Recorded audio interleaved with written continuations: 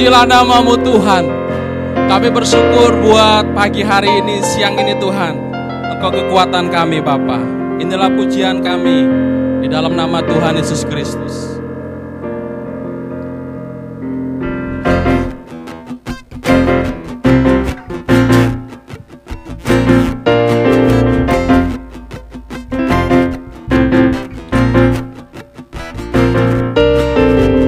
Terpujilah nama-Mu Tuhan, kuat dan penuh kemuliaan. Satu suara kami nyatakan, kebesaran-Mu tetap selamanya. Terpujilah nama-Mu Tuhan, ajaib dan penuh keagungan. Satu hati kami nyatakan, kerajaan-Mu kekal selamanya.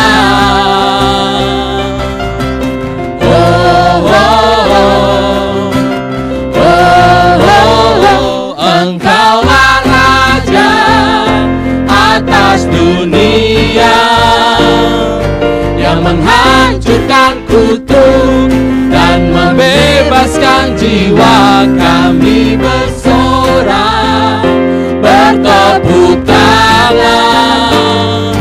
Engkau Tuhan berjaya dan memerintah untuk selamat. Engkaulah Raja atas dunia, yang menghancurkan kutuk dan membebaskan jiwa. Kami bersorak, bertepuk tangan. Engkau Tuhan berjaya dan memerintah untuk selamanya.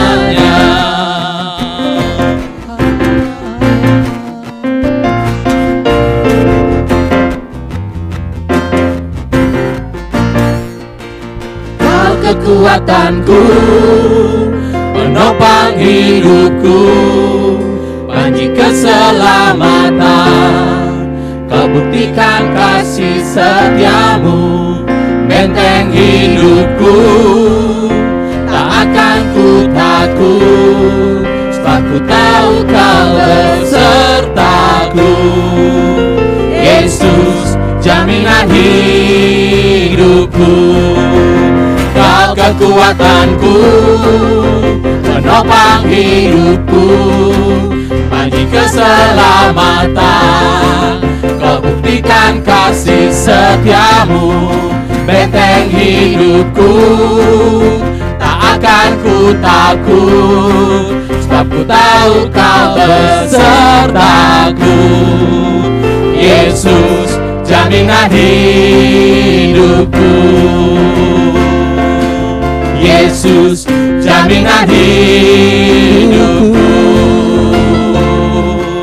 Yesus, jaminan hidupku.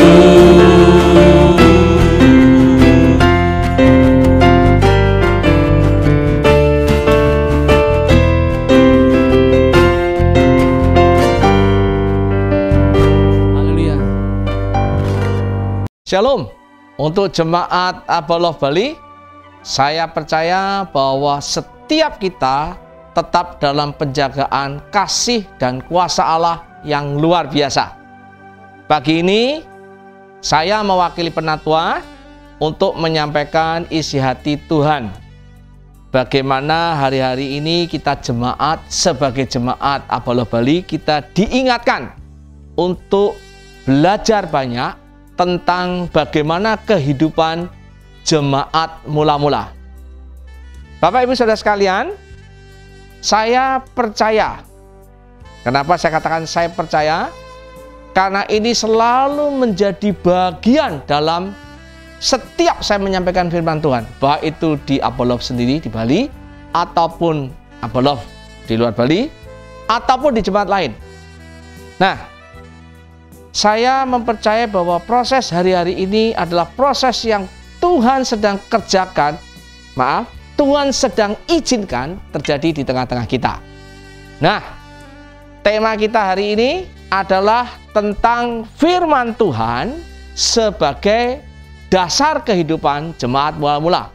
Nah, sebelum saya sampai ke sana, saya ingin mengingatkan bagian-bagian yang penting yang selalu saya ingatkan. Nah, sebelumnya saya berbicara lebih lanjut, saya ingin membuka masker saya, ya.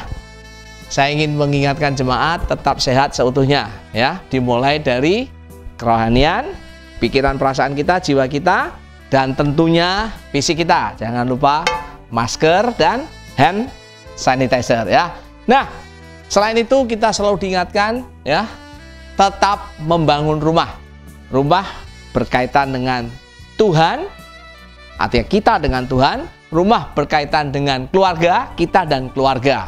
Dan tentunya nanti dengan komunitas, dengan masyarakat dan kota ini.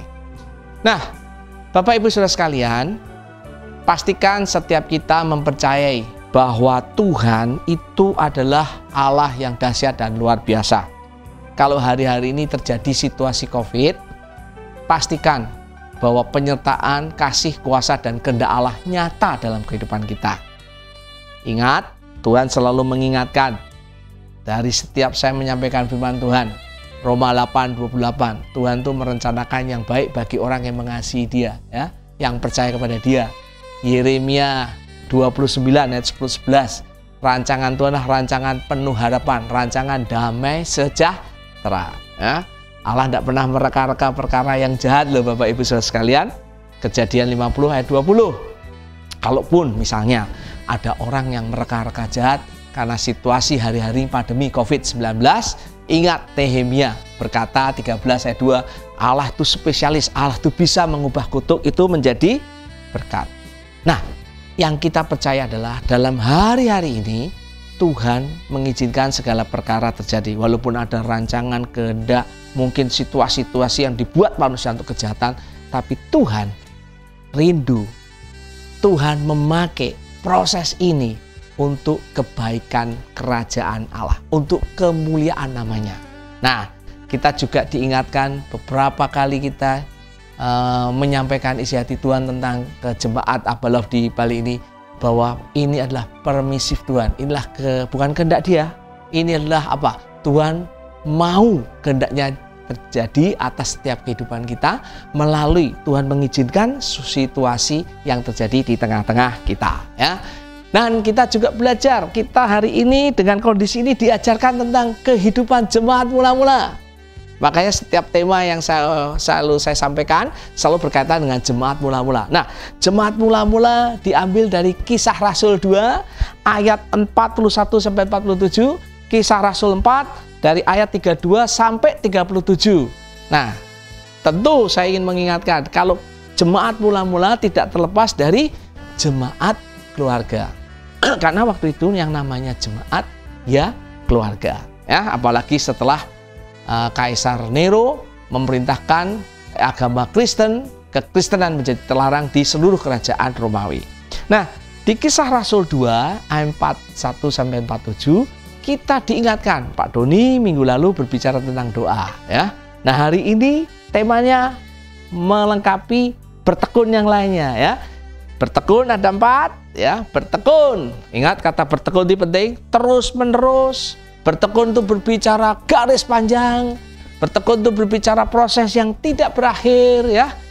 Continue. Nah, bertekunnya ada 4. Pengajaran rasul-rasul, bertekun dalam persekutuan, bertekun dalam memecahkan roti, atau bahasa saya adalah kehidupan salib, bertekun tentang doa. Kita sudah belajar tentang bertekun dalam persekutuan dan doa. Nah, hari ini saya ingin membahas secara khusus tentang firman Allah. Makanya temanya adalah firman Allah sebagai dasar kehidupan jemaat mula-mula.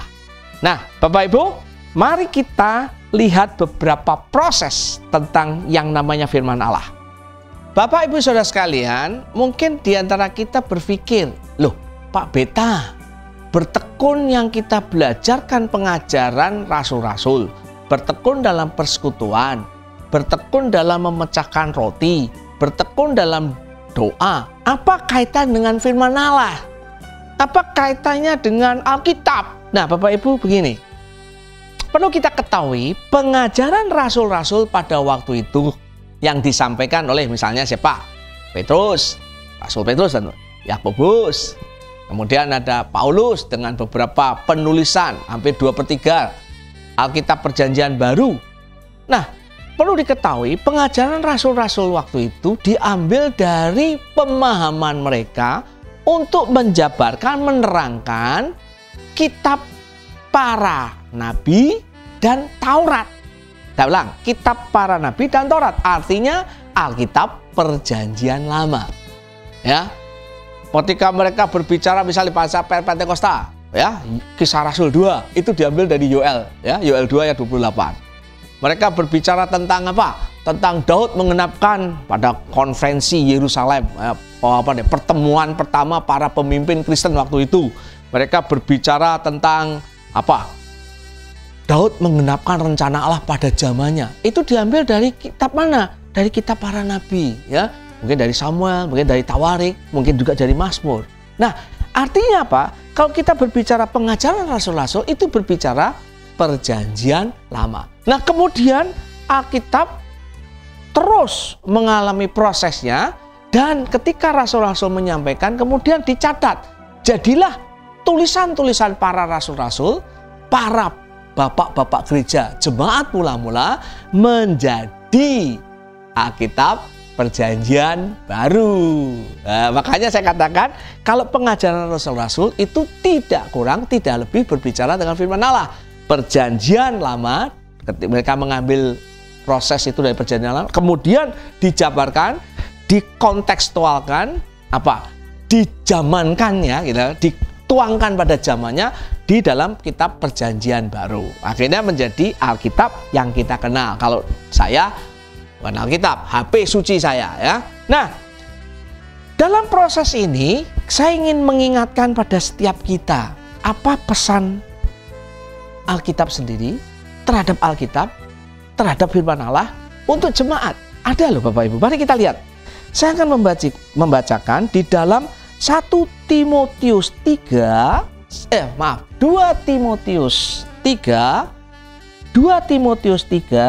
ayat 15 sampai 17. Apa kata Alkitab tentang Alkitab? Ya.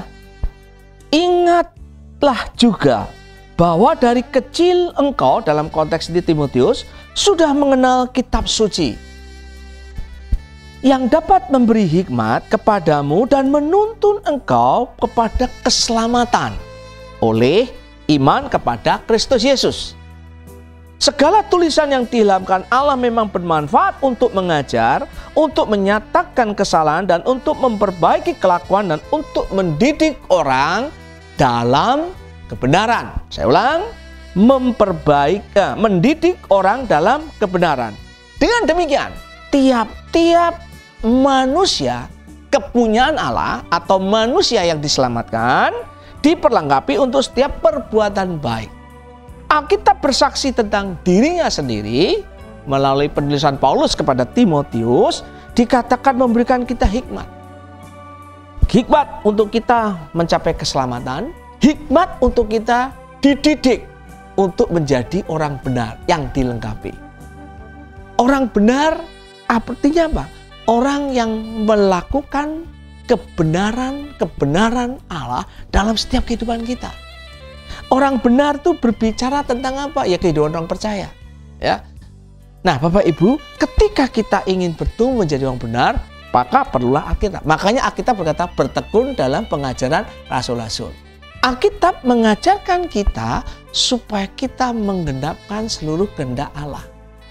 Alkitab mengajarkan kita melalui firman Allah kita supaya mempunyai karakter Kristus, supaya kita mendatangkan kerajaan Allah, itu sama. Nah, hal ini yang saya ingin ingatkan pada setiap kita, bahwa pengajaran rasul-rasul yang ditulis oleh Kisah Rasul 2:42 itu berbicara tentang firman Allah, ya, yang berdasarkan Perjanjian Lama dan Perjanjian Baru. Kita sebut Alkitab atau Alkitab di dalam HP suci saya ini. Nah, tahukah Bapak Ibu, Alkitab itu luar biasa loh. Ya. Kenapa saya luar biasa? Oh, kita bilang Pak luar biasa, Pak Pita. Ini kita baca. Oh, enggak. Saya ingin membahas sisi yang berbeda. Ya. Kenapa saya ingin kita tahu Alkitab ini penting? Di dalam HP saya ini penting. Di App Store saya ini penting. Tahukah Bapak Ibu? Alkitab itu adalah buku terlaris di dunia. Saya ulang. Buku terlaris di dunia. Berapa miliar yang dijual? Konon catatannya 5 miliar. Lebih dari 5 miliar. Buku terlaris, ya. Bukan hanya itu saja, Alkitab ini ditulis lebih dari 30 orang lebih, macamnya, latar belakangnya macam-macam. Tentunya mereka yang menulis, karena ini dulu perkamen, pasti orang-orang yang punya koneksi dengan orang-orang yang punya uang, karena perkamen itu mahal. Kalau dia gembala, mesti kenalan sama orang yang mau mensponsori dia menulis. Wah, itu dahsyatnya, ya. Nah, Alkitab ini dahsyat, 30 orang. Yang lebih dahsyat lagi, ini tidak ada nih buku kayak begini. Ditulis di luar kitab Ayub ya, 1500 tahun. Nah, Ayub diduga itu tahun 1800 sebelum Masehi. Itu Ayub. Nah, kitab terakhirnya persis memang kitab Wahyu. Ditulis sekitar tahun 60-70. Kalau dengan Ayub itu 1870. Tapi para pakar mengatakan 1500 tahun. Karena Ayub ini sesuatu bukan tidak ditiru, tapi ini dugaan Ayub itu cukup lama ditulis.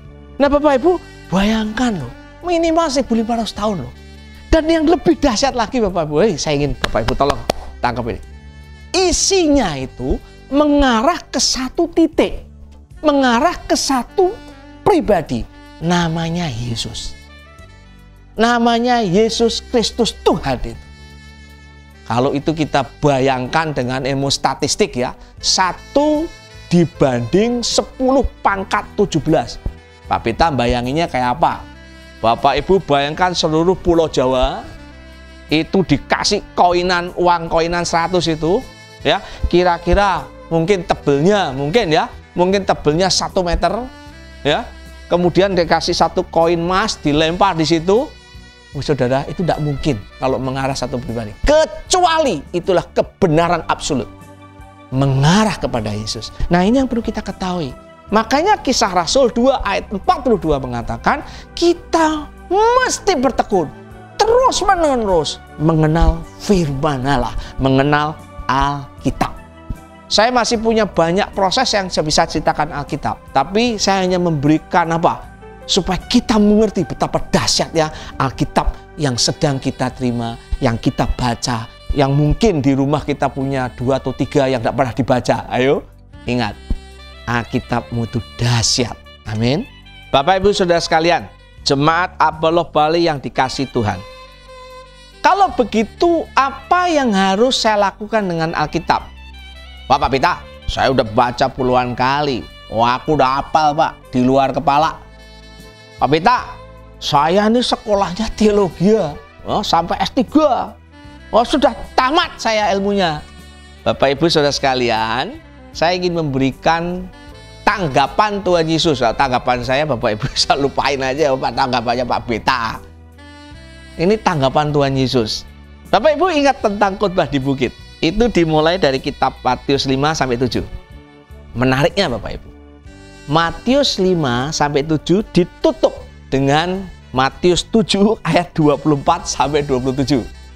Sebelum ada kesan pendengar khotbah di bukit. Menarik. Judulnya adalah 2 dasar. 2 macam dasar. Loh, Pak Pita, apa dengan kaitan dengan Alkitab? Bapak Ibu, engkau membaca Alkitab bukan karena banyaknya. Baik, kita membaca Aba. Saya ini kitab tahun ini tahun keberapa? Ketiga atau keempat khatam selesai. Itu bagus, tapi bukan itu. Tapi bukan berarti terus besok Anda tidak baca Alkitab apa enggak. Tapi yang paling esensi, paling penting, Tuhan Yesus memberikan resumenya. Dia khotbah di gitu macam-macam ya. 8 sabda bahagia tentang hubungan antara dengan Allah manusia. Kemudian ditutup di Matius 7. Nah, tutup aja begini nih. Ini luar biasa. Ketika saya merenungkan ini, saya betul-betul, wah, ini Tuhan Yesus luar biasa ya. Dia memang Allah ya. Hikmatnya luar biasa. 2 macam dasar. Setiap orang yang mendengar perkataanku ini dan melakukannya, ia sama dengan orang yang bijaksana yang mendirikan rumahnya di atas batu. Oke. Kemudian turunlah hujan dan datanglah banjir, lalu angin melanda rumah itu. Tetapi rumah itu tidak rubuh sebab didirikan di atas batu. Saya ulang.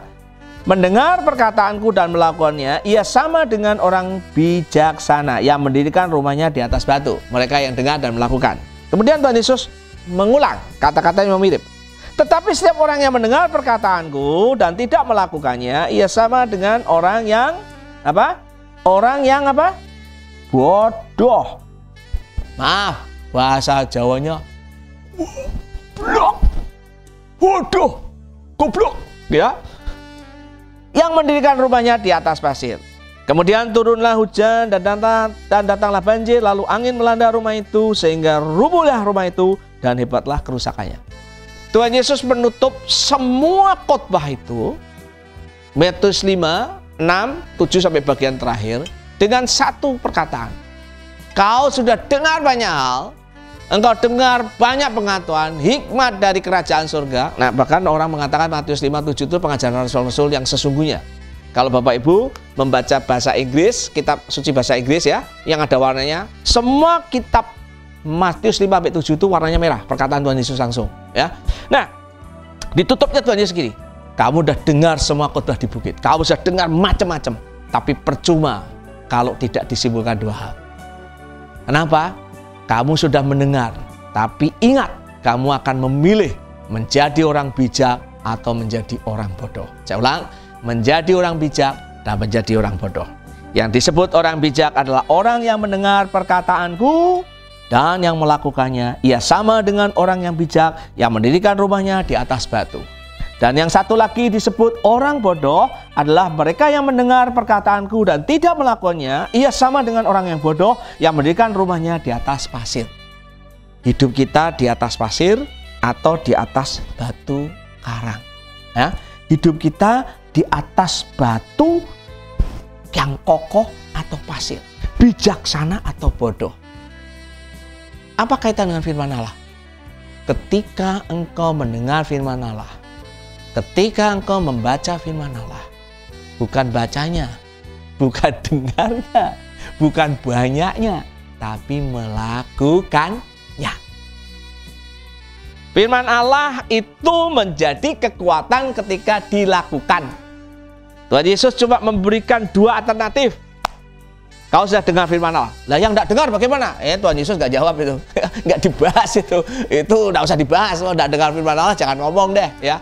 Apalagi Bapak Ibu maaf loh ya, Bapak Bita, ini surveinya di jemaat yang membaca firman Allah itu tidak lebih dari 60% baca firman yang kontinu setiap hari loh ya. Yang tidak baca sama sekali jemaat Abelov itu 25%. Makanya jangan heran Bapak Ibu, nanti saya ceritakan apa yang terjadi jika kita tidak membaca firman Allah ya. Coba saya akan ngomong langsung, pilihannya cuma dua ya.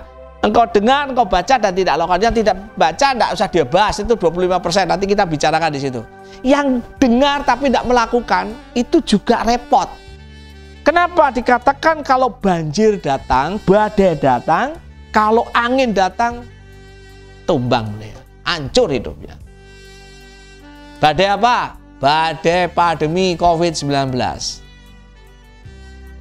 Banjir apa Pak Beta? Banjirnya banjir malapetaka, problem, masalah. Anginnya apa? Angin kesenangan, angin duniawi datang. Loh, kalau ditafsirkan bebas begitu. Kau akan tumbang loh. Kenapa? Karena kau hanya dengar tidak melakukan. Nah, banyak orang Kristen salah mengerti. Orang di perjanjian, maksudnya di kisah gereja mula-mula, Alkitab kan belum ada ya. HP juga nggak ada loh Bapak Ibu. Mereka tuh dengernya cuma tulisan omongan, ya, lisan. Kitab perkamen perjanjian lama adanya di bait suci, itu menjadi kitab sucinya orang Yahudi juga. Jadi mereka ini sulit loh dapat. Kalau kita baca di Alkitab, kadang-kadang Alkitab diketemukan ketika mereka menemukan di bait suci, ditaruh di gudang gitu ya.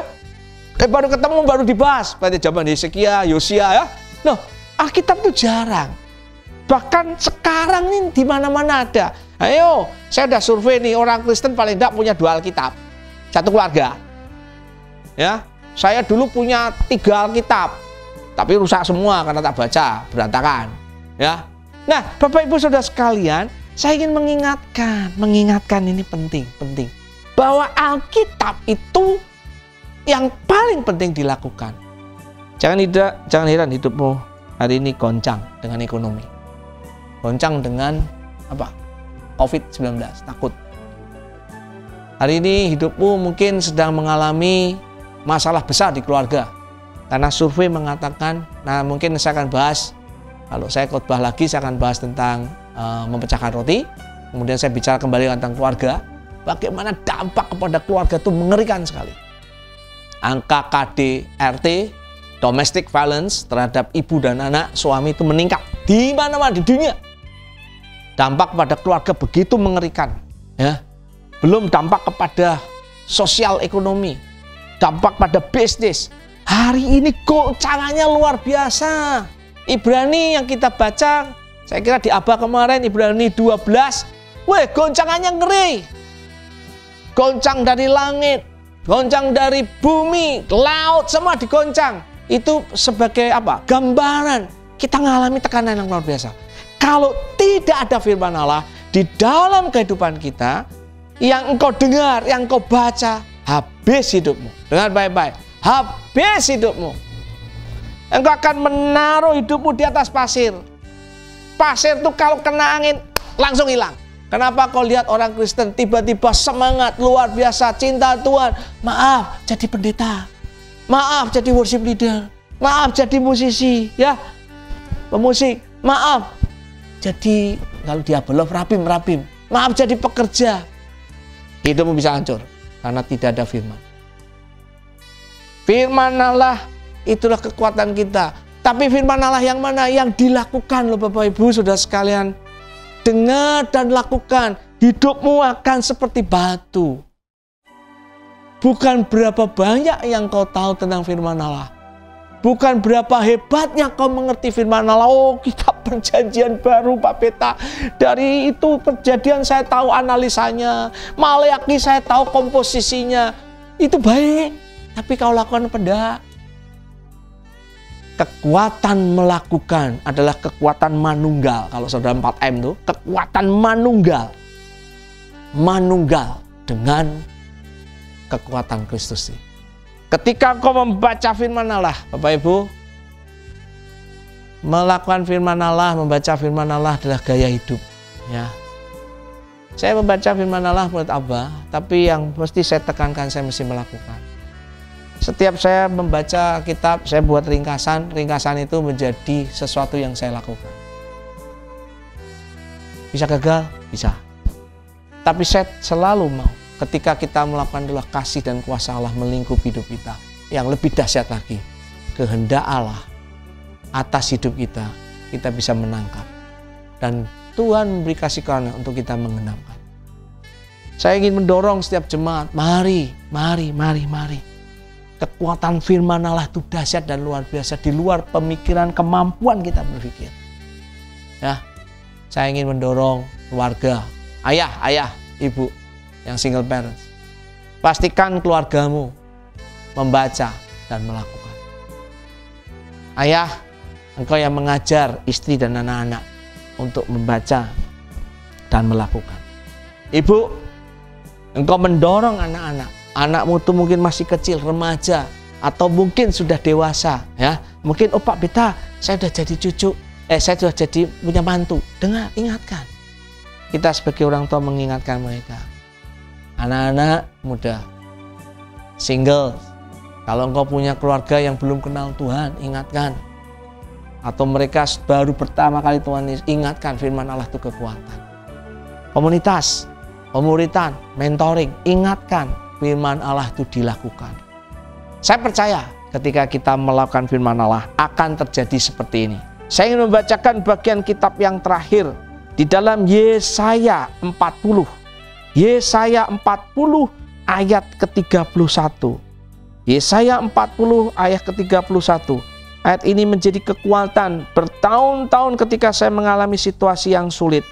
Ketika saya mengalami kondisi yang tidak menyenangkan. Kondisi tertekan, ayat ini menjadi kekuatan. Tahukah Bapak Ibu, ayat ini menjadi tema pernikahan kami. Ya, tegar di masa sukar. Itu tema pernikahan kami dengan Eliana. Pasti Eliana ingat ayat ini ya. Yesaya 40 ayat 31. Waktu saya menikah pakai ayat ini, saya itu agak mungkin begini dikasih masukan. Tapi itu ayatnya kok burung Raja Wali. Kalau orang nikah kan burung merpati, Pak ya. Saya pikir iya juga ya. Kenapa burung Raja Wali? Wah, mungkin karena saya sedang Siateo Egyon sama Siateo Dapli mungkin ya. Yuko sama Kuecing. Enggak. Tapi saya renung-renungkan sekarang setelah 23 tahun menikah, saya ngerti. Ternyata di keluarga kami memang perlu itu ya. Kami punya anak 2, Besalia dan Elizabeth. Ternyata berjuang ya, dengan Elena, dengan lingkungan kami, komunitas kami berjuang ya. Saya tidak katakan mereka bagaimana, tapi ini menjadi ayat dasar kami ya. Ayatnya begini, ngomongnya begini nih. Ya. Tetapi orang-orang yang menanti-nantikan Tuhan, orang yang menantikan firman Allah, orang yang membaca dan melakukan firman Allah, saya ganti gitu ya, mendapatkan kekuatan baru. Mereka seumpama Raja Wali yang naik terbang dengan kekuatan sayapnya. Mereka berlari dan tidak menjadi lesu. Mereka berjalan dan tidak menjadi lelah. Bapak Ibu Saudara sekalian, ketika firman Allah itu menjadi pegangan Ibu, engkau dengar dan engkau lakukan.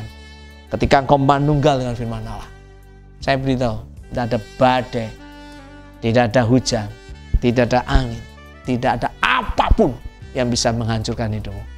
Ketika badai datang, Raja Wali semakin tinggi terbangnya. Badai itu datang menjadi lompatan. Kita belajar, kalau ada konflik, masalah, justru karakter kita yang keluar. Ya, kita belajar konflik dan masalah itu hanya alat Tuhan. Ya, kita tahu bahwa di dalam dunia orang percaya tidak ada kegagalan. Kegagalan sementara. Kegagalan adalah kesuksesan yang tertunda. Tapi bukan kesuksesan adalah kegagalan yang tertunda, bukan. Ketika kita belajar mengembalikan kepada firman, Bapak Ibu akan mendapatkan kekuatan yang seperti Yesaya 40:31. Kita berlari tidak menjadi lesu, kita berjalan dan tidak menjadi lelah. Saya berdoa setiap kita mengalami ini. Apapun kondisi kehidupanmu, apapun situasi keluargamu, apapun situasi bisnismu, apapun situasi kesehatanmu, apapun situasi pelajaranmu, apapun situasi mimpi-mimpimu, doa-doamu, Allah memberi kekuatan. Saya ingin mengajak kita berdoa sebentar, mengembalikan proses kepada Allah. Saya berdoa setiap kita menjadi orang yang bijak, dengar dan melakukan. Karena mereka yang mendengar dan melakukan disebut orang-orang yang berbahagia. Tuhan Yesus, aku menyerahkan jemaat Abaloh Bali yang kau kasihi ke dalam tangan-Mu. Kami sudah menjalani belajar tentang hidup jemaat mula-mula beberapa bulan ini. Tuhan, tolong supaya kami boleh menjadi pelaku-pelaku firman. Hari ini kami belajar bertekun dalam pengajaran rasul-rasul. Kiranya kami punya semangat mendengar dan melakukan. Ketika kami membaca firman Allah, setiap hari mungkin ada 3-4 pasal, kami boleh menjadi pelaku-pelaku firman. Kami sudah membaca banyak, kiranya kami boleh melakukan. Bukan karena kekuatan kami, bukan karena kami bisa, justru di dalam situasi yang mungkin tidak mudah, genting, berbahaya, menakutkan. Tapi kami percaya justru firman ini berkekuatan. Saya mengingatkan kami, kalau kami menanti-nantikan, kalau kami melakukan, kalau kami melakukan firman-Mu, kami akan kuat seperti Raja Wali. Aku berdoa supaya kekuatan, kasih karunia Allah mengalir pada kami. Terima kasih Tuhan Yesus, kalau ada mengalami situasi kami mengalami begitu sulit, kami mengalami hal-hal yang mungkin sudah tidak tertolong, tapi kami belajar kembali pada firman, membaca, merenungkan, dan melakukan. Itu boleh menjadi kekuatan dalam setiap kami. Diberkati jemaat-Mu, hanya di dalam nama Tuhan Yesus kami berdoa mengucap syukur. Kita yang percaya berkata, amin. Bapak Ibu Saudara sekalian, setelah ini kita akan sharing firman Tuhan di keluarga kita atau di komunitas kita. Tuhan Yesus memberkati setiap kita.